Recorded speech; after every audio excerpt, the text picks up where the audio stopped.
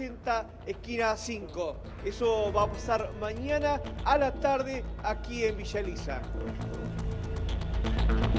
Bueno, ahí está, tenemos la imagen en directo de lo que está ocurriendo. Vecinos, obviamente, que continúan preocupados. Y te hablábamos de las pérdidas. Desde la Defensoría del Pueblo de la provincia de Buenos Aires hicieron un cálculo aproximado y hablan de 1.000 millones de pesos en pérdidas. Verónica, buenas noches. Buenas noches, Rosario. Y es así, son las pérdidas calculadas hasta el día de hoy. Tengamos en cuenta que mañana debería estar ya la solución definitiva, pero ahora se posterga. Aparentemente recién será el jueves con grupos... Por la noche.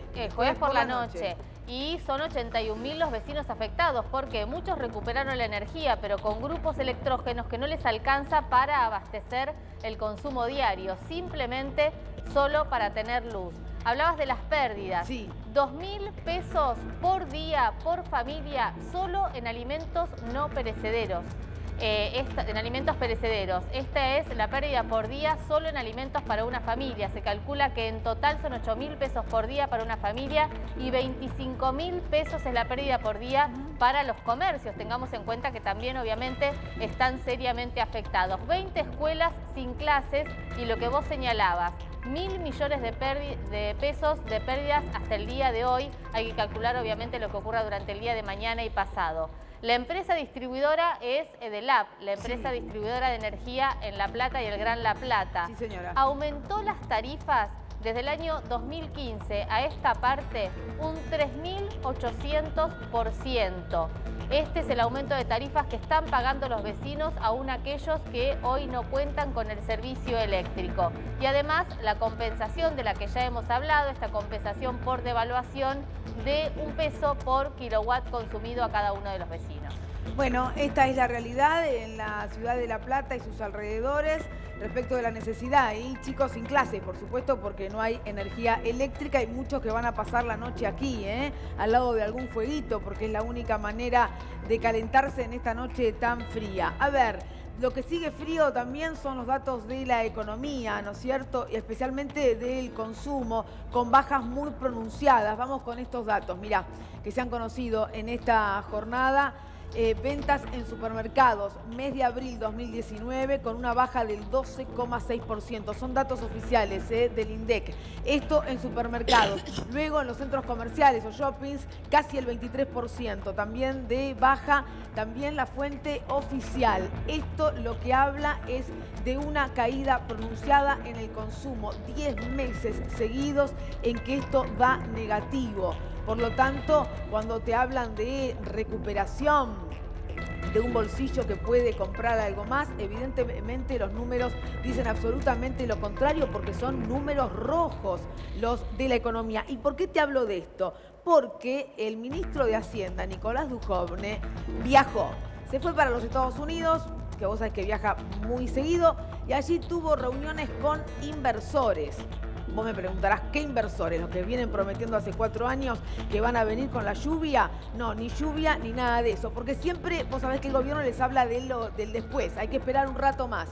Anuncia que después de las elecciones, además, manda la reforma laboral. Se reunió el ministro con los inversores y les dijo, somos muy optimistas, las encuestas que estamos manejando hablan de un triunfo en octubre para la fórmula Macri-Pichetto, y además el hecho de que el senador peronista esté en la fórmula con el ingeniero Mauricio Macri abre la puerta para que finalmente se pueda aprobar esta reforma laboral. Esto es lo que le dice Dujovne a los inversores.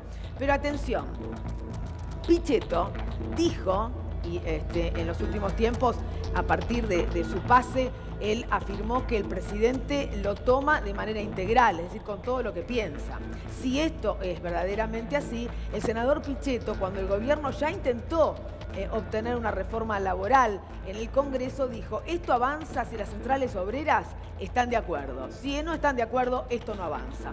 Es decir, las centrales obreras no están de acuerdo, supongo que no van a cambiar de idea. Por lo tanto, no entiendo por qué o en qué se basa el ministro Dujovne para decir que con Pichetto va a avanzar la reforma laboral. Lucía, buenas noches. Buenas noches, Rosario. Te doy un dato. ¿Sabés que en el ala política del gobierno se está hablando de que Macri y Peña quieren michetizar a Pichetto?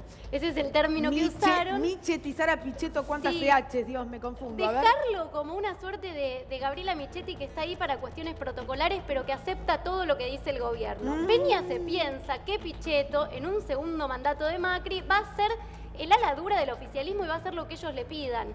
Esto será así, no será así, porque de repente ya empieza a haber tensiones muy fuertes en campaña entre Peña y Pichetto. Pero bueno, al margen de esta situación de tensión en el gobierno que vemos todos los días, como vos bien decías, a Duhovne lo mandaron a una misión para seducir a inversores, así lo cuentan en el gobierno, antes del G20, al que va a viajar Macri. Mañana ya está viajando Macri a Japón. Sí. Y ahí, por primera vez, Duhovne, en una reunión cerrada de Goldman Sachs, admite, junto a estos inversores, y después lo cuentan desde el gobierno, que el gobierno quiere ir básicamente por las reformas de fondo en el segundo mandato. El argumento de Duhovne es: en el primer mandato tuvimos que ir a frenar todas las bombas del tiempo que nos había dejado el kirchnerismo, tuvimos un montón de conflictos que apaciguar, pero en el segundo mandato vamos por todo, y uno de los temas en los que el gobierno tiene mayor interés, y ya lo están repitiendo muchos funcionarios del gobierno, es la reforma laboral. También les dijo Duhovne, en un panorama en el que estaban él, Cañonero, el segundo del Banco Central, y un miembro de Poliarquía, del equipo de Poliarquía, diciendo que, bueno, es seguro que Macri va a reelegir. Y además que en un segundo mandato de Macri la economía ya está empezando a mejorar, que hay datos económicos muy positivos, que Cristina Kirchner tiene poca aceptación y que Macri va a lograr una serie de reformas y también el acuerdo entre el Mercosur y la Unión Europea, entre otros datos que tenía el ministro. Bueno, eso es lo que le cuenta Duhovne. Yo digo, mientras Duhovne le habla del optimismo que tiene el gobierno y muestra encuestas, vaya a saber cuáles, que les dice que van a ganar, porque las encuestas no están diciendo esto. La mayoría de las encuestas no está diciendo esto. Mientras eso pasa, digo, el consumo cae. ¿Viste los números que yo te contaba recién?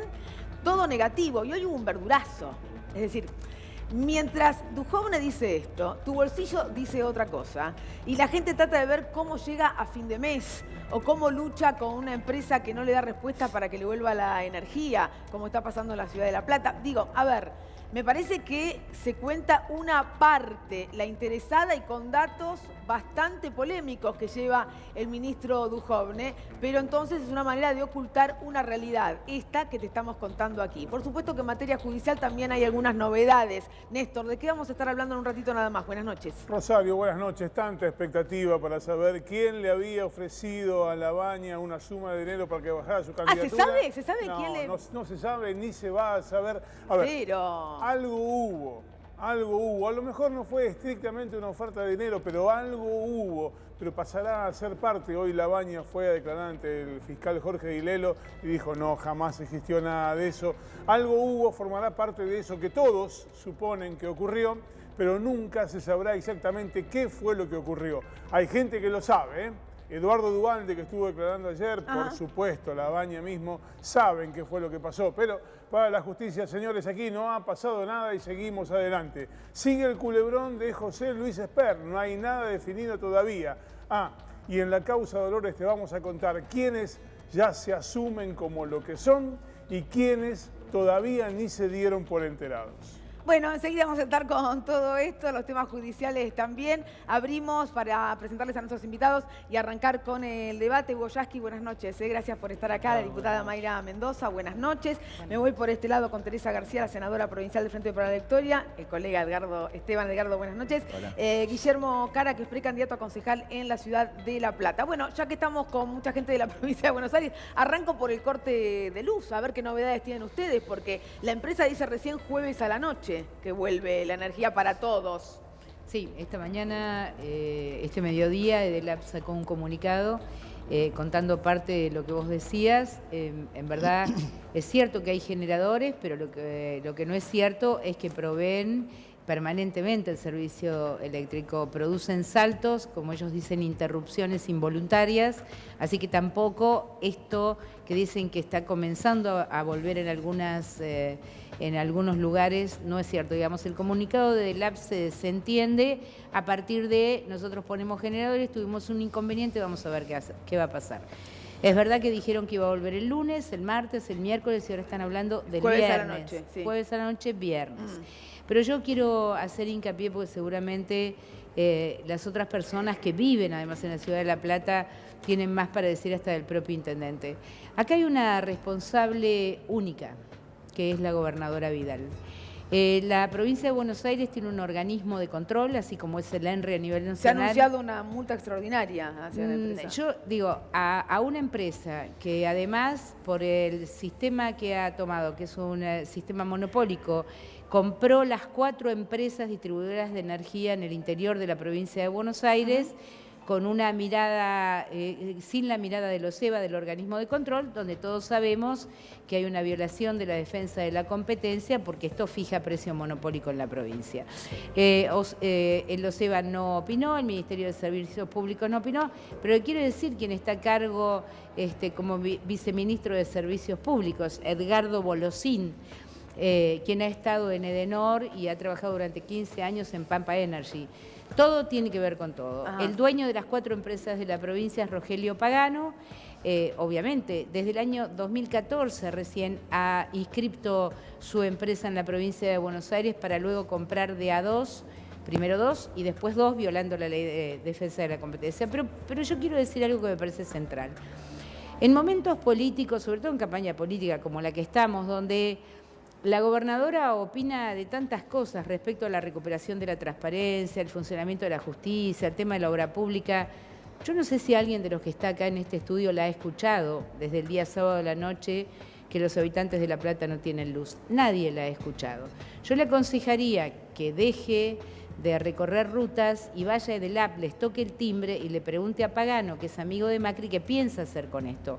Porque lo que hace Pagano, digamos, o que su empresa no haya hecho inversiones, cosa que la gobernadora prometió el año pasado, una fuerte sanción o censura a las empresas que no hicieran inversiones porque ella nos cuida a todos.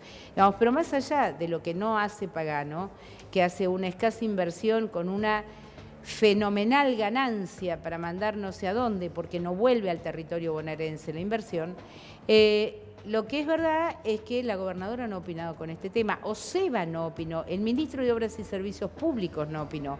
Hay una ausencia del Estado provincial en este sentido y todos sabemos que los servicios públicos son política de Estado. Lo que se ha pedido, al menos lo ha hecho el intendente, es que se le pueda sacar la concesión a Edelap. Lo hemos pedido hoy también nosotros, nos hemos reunido todos los bloques de la oposición, el Frente Renovador, el Partido Justicialista, el Bloque de Unidad Ciudadana. Eso no creo que sea tan sencillo de hacer, ¿no? No es tan sencillo de hacer quitar la concesión de la empresa. Voy. Lo que nosotros hemos propuesto hoy es la creación de una comisión bicameral fiscalizadora del funcionamiento de OSEBA. Ahí está el problema, en la ausencia de ahora controles no la hay. A ver, Guillermo. No, que lamentablemente esta es la segunda vez que tenemos una situación de estas características. Ya en febrero del año 2017 hubo una fuerte tormenta que dejó a una parte importante de la ciudad de La Plata sin el suministro de electricidad y ahí la empresa además demostró su falta de plan de contingencia para estas situaciones. Ahora en un sector con una gran densidad poblacional, son más de 80.000 personas, pero que además toda esa zona de la ciudad de La Plata, el agua es sustraída por pozos, con lo cual las estaciones de bombeo no están funcionando y son alrededor de 50.000 usuarios de agua que en este momento no tienen el suministro de agua tampoco. Así que la situación es extremadamente grave. Nosotros veníamos recién de la ciudad de La Plata. Sí. Toda esa zona está la luz apagada, esto de que los transformadores que han traído para los generadores... No, ayer los vecinos decían que los transformadores, los generadores, los grupos electrógenos pasaban de largo. O sea, van no salteando pasaron además donde tenía que estar. manzanas, obviamente, con además un nivel de tensión muy bajo y muy pocas horas porque no resisten la demanda. Y bueno, y ahí están esas pérdidas que bien mencionaba, de más de 1.000 millones de pesos que está estimado, pero que por supuesto son pérdidas que además son muy se van a ir dañinas, agrandando porque faltan días todavía. y va más allá del dinero, digamos, son comercios que en este momento están Exacto. cerrados, que están perdiendo lo que tienen. Es Y de decir, es noche hay una- problemas con la inseguridad, ¿eh? Sumale a eso el frío, la inseguridad, la noche, las no clases, los chicos en la calle, bueno, todo eso. Vero, dale. Sí, hay otro detalle, bueno, al margen de la concesión, que será un trámite muy complicado, la realidad es que se está hablando de multas y es más, se habla de multas millonarias. Ahora, ¿quién va a ser el organismo encargado de establecer estas multas cuando se habla de organismos de control como el OSEBA que están de alguna manera manejados por el oficialismo? Así es. Con un agravante además. Bien lo decía Cara, nosotros ya venimos desde enero del 17 y enero del 18 con cortes que, porque Dios es grande, no ocurrió una desgracia. En el Hospital San Martín de La Plata terminaron bolseando bebés a mano. Pero esto no sería nada si además nos tuviéramos que encontrar con esta otra realidad, que es a partir del presupuesto del año pasado, Edenor y Edesur van a pertenecer a la administración de la provincia de Buenos Aires. Se transfirió el servicio a la provincia de Buenos Aires. ¿Quién es el organismo de control? El mismo que no puede controlar una de las 4 distribuidoras de energía en la provincia. Y además, hace poquitos días, para el Día del Padre, se nos apagó el país y todavía no tenemos explicación de lo que ocurrió. Todavía no hay explicación sobre eso, Edgardo. No, que uno ve las campañas que hace el presidente con miras a las elecciones, tiene 400 inauguraciones de aquí a las elecciones de octubre, y vos lo ves golpear el piso, haciendo el cemento. Acá tenemos hechos concretos y esto también es una realidad, un hecho concreto. Y no lo vemos golpear los timbres de la casa ahora y ver lo que le está pasando a esa gente que no tiene para pagar la luz con los tarifazos que hemos tenido y que ahora tienen pérdidas porque alquilar un equipo electrónico no son 2.000 pesos por día también, que generan un gasto adicional a todo lo que perdieron de sus heladeras, de lo que significa el costo y los servicios que van aumentando día a día y que ahora, bueno, estamos en campaña electoral y como en todas las campañas electorales que hemos compartido y hemos vivido, siempre 3 meses antes se para todo, se frena todo, después de las elecciones volvemos al mismo ritmo y a la misma dinámica y ahora no es consecuencia ni del calor, ni las altas temperaturas, ni la década pasada. Es una realidad que está marcando la falta de inversión, el lucro que han tenido las empresas privadas con relación a lo que significaba el servicio público de trasladar esas ganancias, sacándole a los sectores trabajadores, y ahora vemos esta realidad. Con el gas que va a aumentar el 50%. 50% sí, porque ahora no te lo aumentan en invierno, pero lo vas a pagar después. En diciembre. Sumado a eso. Sí, Mayra. Así es, sí, así es, ¿no? Han mantenido la misma tarifa hasta después de las elecciones, porque como bien dijo Macri, él está dispuesto, si gana las elecciones, a hacer lo mismo que vienen haciendo, pero más rápido. O sea, más tarifazos, más cierre de comercios, más cierre de industrias y la reforma laboral y tantas otras reformas que tienen pensado para seguir perjudicando la vida de la gente. Yo creo que lo que se está viviendo en la Argentina hoy es lamentable y es doloroso, porque que haya más de 100.000 usuarios en La Plata sin luz es doloroso, ¿no? Y creo que Macri está teniendo de alguna manera el salvavidas del FMI para tratar de salvarse del default de la deuda. Pero de lo que no se puede salvar es del default social que se está generando, ¿no? Hoy el Observatorio de Políticas Públicas de la Universidad de Avellaneda marcaba algo que es tremendo, que cada 2 minutos se pierde un empleo formal. Sí, lo contamos en el día de ayer con reloj para tener idea de cuando uno va hablando pasan 2 minutos, un empleo menos. Un empleo menos, y eso significa angustia, por supuesto, para la familia, significa además 2 empleos informales menos. O sea, porque cada un empleo informal hay 2 informales. Entonces, lo que se está viviendo en la Argentina, la verdad que es lamentable, es doloroso y debemos hacer todo lo posible para poder revertirlo. Es evidente que ha fracasado el modelo económico de Mauricio Macri, que ganan los que más tienen en la Argentina y cada vez tienen menos los que más necesitan, ¿no? Ahora, yo lamento decirles a todos, ¿no? Pero el gobierno está muy convencido de que gana las elecciones, por eso va a Estados Unidos a decirle que son muy optimistas respecto de esto. A ver, Lucía, contame exactamente por qué el gobierno entiende que va a ganar la elección. Bien, lo que decía Duhovne en esta reunión de inversores, que es lo que repiten en el gobierno, es que están viendo una situación similar a la de 2017, que de repente el gobierno empieza a subir en las encuestas, que subió 14 puntos la imagen de Macri, según sus propias encuestas, en los últimos meses, y que ven esta mejora en la imagen y un sentimiento, ¿no?, que tiene el gobierno en la sociedad por cómo cayó la candidatura vice de Pichetto, porque al final lograron contener a los radicales y pese a todo el barullo no se fueron de la alianza. Entonces ellos creen que la situación está contenida, o al menos así lo explican, y que el gobierno está bien posicionado para ganar. Ahí está. nuevo, ¿no? Bueno, Hugo Yasky, y todo esto va a generar una reforma laboral. Sí, yo creo que el gobierno vive dentro de un microclima, porque cuando van a Estados Unidos de Norteamérica a arrodillarse delante de los grandes inversores que según ellos tenían que venir, hace ya 2 años con la lluvia de inversión y no vinieron, después con los brotecitos verdes que tampoco fueron, Ahora nos dicen que esto está mejorando y en realidad ya lo hicieron en el 2017. Piensan que van a obtener el mismo resultado. Bueno, si en el 2017, después de hambrear a la gente, después de romper la Argentina que se cayó a pedazos, después de la inflación... Pero lograron la reforma previsional en fines de 2017. Por eso te digo, si ellos piensan que haciendo lo mismo, es decir, ahora ponen un poquito de anestesia, ahora te ponen un poquito de silocaína para que vos pienses que va a mejorar. Si ya lo hicieron antes y la gente lo vio, votó y después de la elección volvieron con el ajuste. No creo que los argentinos sean tan idiotas como para pensar que 2 veces va a pasar lo mismo, sabiendo, como lo dice Macri, que está dispuesto a profundizar las políticas de ajuste después de que gane la elección. Profundizar el ajuste, la recesión, la reforma laboral. Bueno, la pregunta es hasta dónde puede calar o no el discurso de somos los menos malos. Así que podemos tener el voto a través de la gente. Bueno, sí, digamos, no quiero tomar el ejemplo de La Plata porque sería una chicana, pero a mí me parece que si los datos son los que mostraste, sí, si la caída son oficiales del INDEC, sí, los datos. Si la caída del consumo de alimentos es del 12% y además va en acumulado, si el aumento de las tarifas, que es de lo que estábamos hablando, es cada vez mayor y aunque no lo paguemos ahora el gas, lo vamos a pagar en diciembre. Además quiero decirte algo estamos pagando eso que causó tanto ruido, que era el resarcimiento a las empresas por haber perdido por la variación del dólar. Si hoy a todo el mundo, todos nosotros tenemos en nuestra familia o a nuestro alrededor alguien que perdió el empleo o que precariza su vida, bueno, yo creo, como dice Yasky, que están viviendo en un microclima difícilmente. La realidad, la voluntad de la gente los acompaña en esta realidad. Los jubilados están mal, los trabajadores están mal, todos sabemos lo que está pasando. Es cierto que el gobierno tiene un muy buen manejo en la creación de fantasías, que lo ha tenido siempre.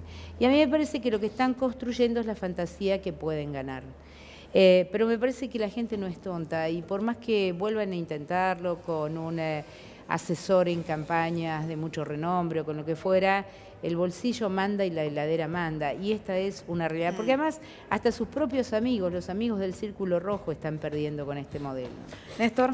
Sí, básicamente preguntarles si creen que la salida institucional, la salida que se avisora en las elecciones, alcanza como para crear una esperanza, porque en realidad lo que viene no promete. El 11 de diciembre estaremos igual o peor, acaso pagando esas consecuencias. Entonces, ¿cuál es el mensaje esperanzador para la etapa que se viene? A ver, Edgardo. Mira, yo creo que lo que especula el gobierno es con la campaña del terror, como fue, si uno plantea lo que fue el Brexit, cómo ganó, o que en Colombia ganara el voto a la guerra y no a la paz, o lo que pasó con Trump o con Bolsonaro en Brasil. Ellos especulan con eso, con esta campaña que ya están comenzando del terror, de la persecución, toda esta estructura de las corporaciones mediáticas, y con eso cree que le va a alcanzar y le va a sobrar para ganar las elecciones. Hay una realidad que lo va superando, que es lo cotidiano, que es lo que está pasando, porque ahora tampoco es por culpa de las empresas que están cerrando todos los días, hay 3 o 4 empresas que están cerrando, la falta de energía o la falta de suministro eléctrico. Hay una realidad que supera que todo lo que prometieron o todo lo que acusaron del pasado no lo pudieron hacer. Y de esa perspectiva me parece que lo cotidiano, el sentido común, la pertenencia y el trabajo también del territorio para ver lo que pasa en esta realidad. Porque la gobernadora, que tanto anda por Buenos Aires, como decía recién Teresa, brilla por su ausencia en ese lugar con la gente también, que está necesitando, que hoy va a pasar una noche muy compleja, con mucho frío, con mucha angustia, que no tiene para comer, que le está faltando el agua, que no puede llevar a sus hijos al colegio, que no tiene para los medicamentos. Veíamos a jubilados que no pueden subir los 2 pisos, que tienen problemas en sus piernas, y de esa perspectiva me parece que va más allá de lo que quieran plantear o la ilusión a la utopía de eso que ellos van a manejar y que van a estructurar en la campaña mediática, pero que la realidad me parece que... Ahora, ustedes que son conocedores obviamente de cómo se maneja el Congreso y pensando en Pichetto, que cuando se intentó ya que pase la reforma laboral, él dijo: si las centrales obreras no están de acuerdo, esto no avanza. ¿Por qué ahora el gobierno puede creer que Pichetto puede cambiar esa opinión, Hugo? No, porque piensa que lo capturó, lo tomó en la mesa de saldo de los conversos, lo compró barato. Cierto es que él vendía algo más grande, él decía: me voy yo con ustedes y atrás mío viene el peronismo federal. Pero él también dijo en eso que es sobre de palabra y que él el presidente lo tomaba con todo su pensamiento integral, lo que debe incluir esto, supongo. No, por eso, le agrega un toque más de derecha todavía si hacía falta al gobierno, más conservador. Él quiere correr bien por derecha, pero vos fíjate, si estuvieran tan seguros de que gana la elección, como dice Duhovne, sí, tendrían que estar ansiosos por ir a las PASO.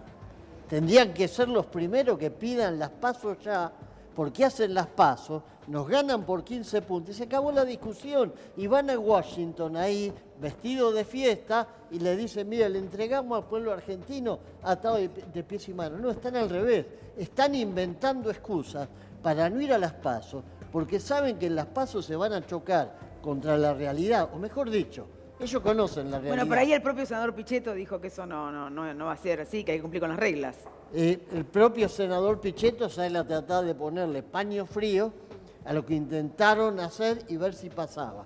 Como hubo voces muy claras que dijeron que no, esto es absolutamente ilegal, inconstitucional, y si hacen eso vamos a llegar hasta la Corte Suprema, entonces volvieron para atrás. Pero tendrían que ser los más interesados en que haya paso, en que la gente vote, y bueno, queda demostrado que tienen la inmensa mayoría, que el pueblo argentino está ciego. Yo creo que no es así y por eso están tratando de eludir las PASO. Mayra. Sí, bueno, comparto, obviamente. Pero eso no tiene ese proyecto no tiene ninguna No tiene posibilidad de ningún avanzar. sentido, pero bueno, es como todo, ¿no? Ellos, si pasa, pasan. Intentaron poner, apenas asumió Macri como presidente, 2 jueces de la Corte Suprema de Justicia por decreto. Entonces, ellos se van animando, tiran, anuncian, y si pasa, pasa. Así, lamentablemente, se han arrebatado muchos derechos de los argentinos y han vulnerado la democracia. Yo creo que hay evidencias que hablan de la realidad, aunque ellos no la quieran ver, y es que sí, la gente no los va a elegir porque no van a volver a caer en la misma manipulación y estafa que sí cayeron en el 2015, porque esto es así, la gente quiere creer, siempre quiere creer. Y veníamos de 12 años donde no se le había mentido a la gente. Cristina, cuando no podía realizar alguna medida, lo decía. Cristina, cuando vetó el 82% móvil, dijo por qué. Porque responsablemente no se podía hacer eso en la Argentina. Terminamos casi con el 76%, no en el 2015. Pero veníamos de años donde no se le mentía a la gente y en el 2015 fue engañada con una campaña que la verdad fue una estafa a miles de argentinos y argentinas, y creo que hoy estamos en otra situación. Y la realidad habla por sí sola. Hacía 13 años que no teníamos 2 dígitos de desocupación como el que hoy tenemos en la Argentina. 4% ha subido la desocupación en nuestro país desde que asumió Mauricio Macri. Eso es una realidad evidente, eso es algo que no se puede negar, eso es algo que se vive dentro de las casas. Yo recorro Quilmes todos los días voy a un barrio o a otro, y la verdad que hay muchísimo dolor por lo que está generando Macri. Hoy las familias argentinas están sobreviviendo, han perdido la posibilidad de elegir qué comer, están viendo qué pueden comer solamente para pensar en sobrevivir. Néstor. Sí, ahora, diputada, usted decía recién que era una suerte de ensayo y error, si pasa, pasa.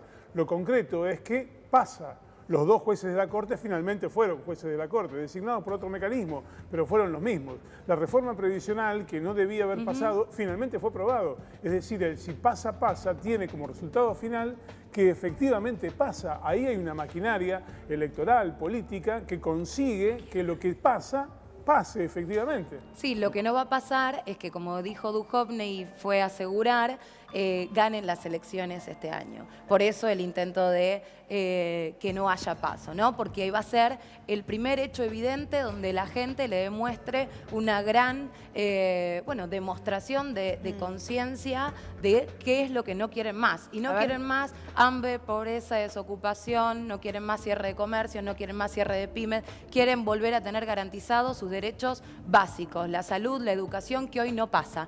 Guillermo. Mira, bajo la promesa de futuro, de un futuro mejor, han ajustado de manera extraordinaria a nuestro pueblo, generando desocupación. Y hoy nos encontramos en una situación donde de cada 2 niños en la Argentina, 1 es pobre. ¿Qué futuro se puede prometer cuando estás llevando a la mitad de los niños de la Argentina a la pobreza? Me parece que por más ingeniería electoral, por más discurso saturado en algunos medios de comunicación, la realidad está en lo que está viviendo nuestra gente, la realidad está en más de 80.000 vecinos de la Ciudad de La Plata que en este momento están a oscuras, mientras la empresa que debía subir las tarifas para tener volúmenes para invertir tuvo una rentabilidad de 2.500 millones de pesos el año pasado. Y esto yo quería decirlo, hay dos cables que llevan el suministro de electricidad a esa zona. Uno hace 1 año y medio que está roto, la empresa esto lo sabe, no invirtió para resolverlo y ahora lamentablemente el que proviene de Tolosa también está en falla porque además hay falta de inversión en toda esa estructura. Esto lo sabemos por los trabajadores mismos de la empresa, claro, porque todavía ni siquiera ha habido un comunicado oficial para estipular cuál fue el motivo, por lo cual, lo que decía bien Teresa, esperemos de verdad que sea el jueves que retorne la luz, pero la verdad jueves es que a la noche o viernes, sí, Vero. Sí, lo otro es preguntarse qué es lo que hace bien el gobierno. Digo, porque hay una buena proporción de argentinos que van a volver a elegir a Mauricio Macri como presidente, a Vidal como gobernadora, teniendo en cuenta que los índices que estamos hablando de desocupación, de caída del empleo, de la industria, que, bueno, evidentemente hay algo, será una estrategia comunicacional, puede ser, se habla de Venezuela, del fantasma de Venezuela, ahora con el armado de las listas, se trata de estigmatizar también a la cámpora. Digo, ¿hay algo que el gobierno maneja bien? ¿Tere? Mira, yo creo que el gobierno tiene un fenomenal blindaje mediático, nunca visto en este país, que le permite, por ejemplo, a la gobernadora Vidal, en medio de esta crisis que está viviendo una ciudad sin luz, hace días, sin agua, con graves problemas en los hospitales, simplemente ser un personaje ausente que se dedica a hablar de otra cosa y nadie le pregunta, señora gobernadora, ¿usted es la misma que vive a pocas cuadras de ese lugar? Lo mismo pasa con el señor Macri. Si Cristina Kirchner hubiese hecho en su mandato un discurso agresivo, violento, el Día de la Bandera en una escuela pública, pero hubiese sido en llamas la figura de Cristina Kirchner. Y sin embargo este personaje pudo hacer todo eso impunemente. Entonces creo que hay, evidentemente, no una estrategia comunicacional. Hay un bloque de poder que trata de seguir atemorizando a la gente con la perspectiva de que no hay que animarse a volver a tener empleo, no hay que animarse a volver a tener un gobierno que abra universidades, no hay que animarse a volver a tener un gobierno que hable de derechos de los jubilados. Y creo que ese tipo de discurso no llega hasta octubre. En octubre, si este gobierno pasa a la historia, es porque dentro de 100 años se va a estar hablando de la deuda externa que asumió Macri. Hoy sacaba la cuenta.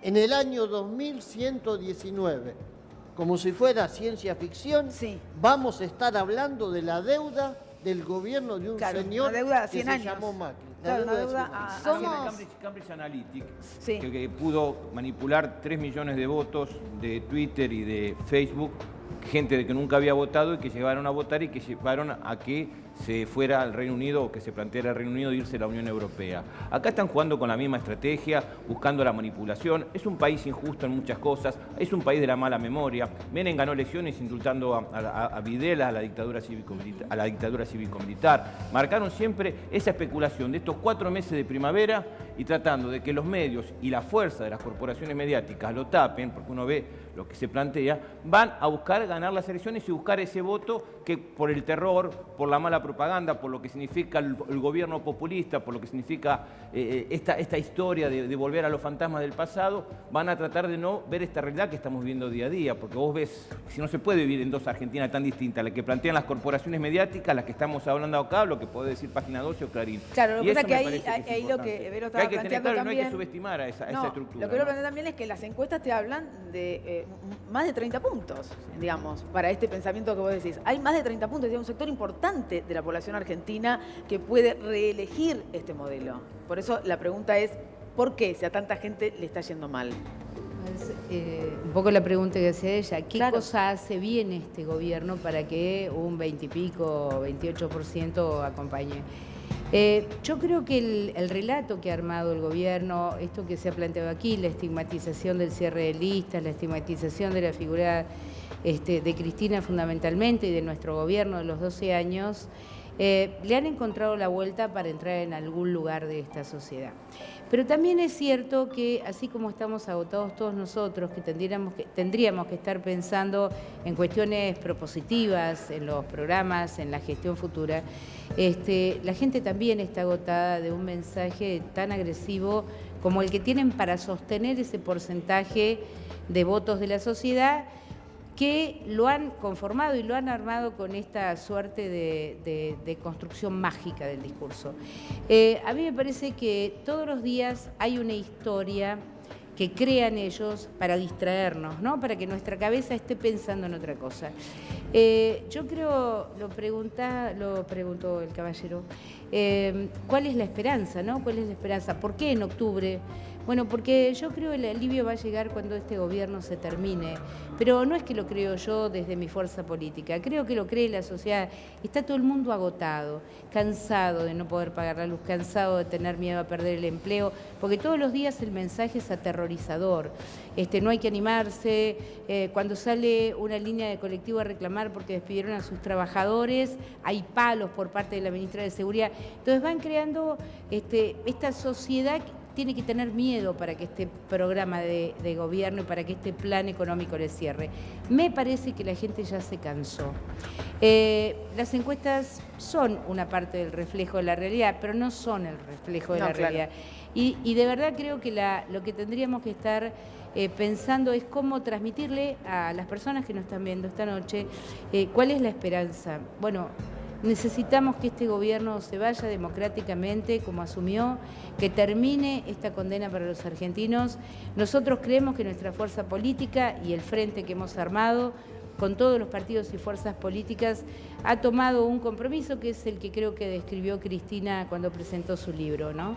Que es un pacto social con compromiso ciudadano, porque aquí no es una cuestión de los dirigentes políticos de un lado del mostrador y la gente del otro. Tiene que haber un compromiso ciudadano para salir de esta crisis. A ver, Lucía. Bueno, uno de los puntos débiles que reconoce este gobierno es el conurbano bonaerense. O sea, la imagen de Macri en el último año en el conurbano se desplomó. Mayra hace un ratito hacía alusión a Quilmes. Bueno, en el gobierno planean varias bajadas al conurbano para inflar la imagen de Macri y para pegarlo a la gobernadora María Eugenia Vidal. ¿Cómo es cuando Macri baja al conurbano? ¿Es cierto que hay un operativo de seguridad al que nadie puede acceder? ¿Cómo reciben a la gobernadora cuando va a Quilmes? Estuvo en estos días, ¿no? ¿Cómo es la llegada del desembarco de ellos en Quilmes? A ver, bueno, justamente hoy estuvo la gobernadora María Eugenia Vidal en Quilmes, en un lugar particular, Itatí, ¿no? Es uno de los barrios populares más poblados de Latinoamérica, lo comparan con las favelas y demás. Bueno, y es el lugar donde justamente hay mayor cantidad de aportantes truchos, esas bases que utilizaron como aportantes de la campaña de Cambiemos, de gente muy humilde, trabajadora, pero que nunca habían aportado, ¿no? Es gente que la han utilizado como aportantes truchos. Bueno, acá está Teresa García que ha denunciado eso, y la gobernadora hoy se hizo presente en ese lugar. Y tuvo diferentes reclamos de los vecinos, pero ¿alguien lo vio en algún lado? No, por este hermetismo, ¿no? Este bloqueo que hay respecto a Vidal. Los vecinos de Itatí hoy le reclamaron a María Eugenia Vidal que no hay insumos en las salitas, que no hay pediatras, que no se consiguen las vacunas que antes podías tener, hace 4 años, podías tener garantizadas en la unidad sanitaria más cerca de tu barrio, y todo eso no sale en ningún lado. Ahora, la gente va a la gobernadora porque entiendo que el intendente tampoco ha dado respuesta. No, bueno, Martinello Molina no camina Quilmes y mucho menos los barrios populares de Quilmes, ¿no? Tiene que ver con lo que hablábamos antes. En Quilmes han preparado a un candidato, pero no a un intendente, digamos. Han preparado una persona a través del coaching, de videos, de cosas, pero no han preparado a un intendente para gestionar, para gobernar, y más un distrito como Quilmes, ¿no? Y así que, no, de Martiniano Molina no se puede hablar en gestión en Quilmes, porque la verdad que los barrios están olvidados, postergados, y no solamente los barrios periféricos, también el centro de la ciudad y localidades donde quizás están la mayoría de las cosas resueltas, pero también están sucias, la recolección de residuos es deficiente, así que la verdad que tanto el intendente como la gobernadora han dejado en el olvido el distrito. A ver, Hugo, yo quería simplemente, para que la gente tenga noción cuando decimos reforma laboral, si se viene una reforma laboral en la Argentina, ¿eso qué significa? Digo, para el laburante, para que él todos los días se levanta para ir a la fábrica y el sueldo no le alcanza. Y significa, por ejemplo, perder la indemnización. Quieren eliminar la indemnización porque ellos dicen que, bueno, si es más despido echar, si es más barato echar, también va a ser más fácil que tomen empleo. Significa eliminar, por ejemplo, el derecho a las horas extras. En Brasil se creó una reforma que hasta las 12 horas de trabajo vos cobrás el mismo salario. Significa que las vacaciones te las van a poner en el momento en que la empresa decide que te tenés que licenciar porque le bajó las ventas, porque tiene stock. Significa una serie de retrocesos. Y nosotros podríamos decir que sí queremos discutir una reforma laboral, pero una reforma laboral para adelante. Es decir, incorporar, por ejemplo, el tema del trabajo y el desarrollo de la tecnología, que es lo que pasa hoy con los trabajadores. Pero sin perder derechos. De plataformas, sin perder derechos. Claro. Incorporar los derechos de la mujer, la igualdad salarial. Habría cosas que incorporar, pero no es la que quiere el gobierno. El gobierno quiere más mano de obra barata, más precarización, hacer que el obrero de la Argentina o la trabajadora de la Argentina esté como el de Colombia, como el de Perú, como el de Paraguay. Ellos dicen tenemos que ser igual al resto de América Latina. Por eso está obsesionado con la reforma laboral. Vos fijate, un mérito de este gobierno, pero un mérito real que las patronales le tienen que reconocer, bajó el salario, que era el más alto de América Latina, por debajo del promedio de América Latina. Eso es lo que son dos datos, ¿no?, que nos ponen a escala. Bajamos el salario y somos el país más endeudado del mundo con el Fondo Monetario Internacional. Así es, tengo que hacer la pausa, enseguida regresamos. Néstor, dame el título de lo que vamos a desarrollar enseguidita. Hijos y entenados en la causa de Dolores. Enseguidita, pausa, hay otra historia. Quiero oír que hoy